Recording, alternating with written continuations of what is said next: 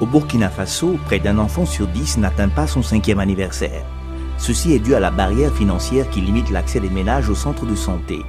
Pourtant, l'exemption de paiement des soins pour les enfants de moins de 5 ans, les femmes enceintes et allaitantes a déjà fait ses preuves. En termes d'impact de l'exemption de paiement, de façon globale, je pense qu'on peut le situer à 3 niveaux.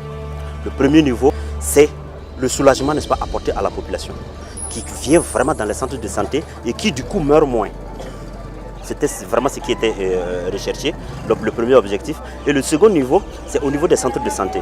Donc l'approche qui a été utilisée, n'est-ce pas, pour la mise en œuvre, n'est-ce pas, de cette exemption-là, fait que les centres de santé se portent beaucoup mieux du point de vue financier. Et donc du coup, ça apporte en qualité aussi sur les prestations au bénéfice justement des bénéficiaires. Et je pense que le troisième niveau, et c'est la raison pour laquelle nous sommes là, en fait, on voulait quand même porter le débat au niveau national.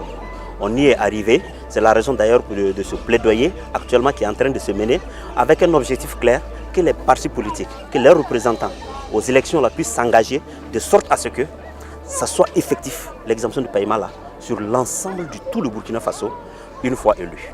Supprimer la barrière financière que constituent les paiements directs peut sauver chaque année plus de 30 000 enfants par an et accroître le PIB de 1% par an. Garantir l'accès aux soins de santé de base des enfants et leurs mères est un droit humain fondamental et un gage de développement durable.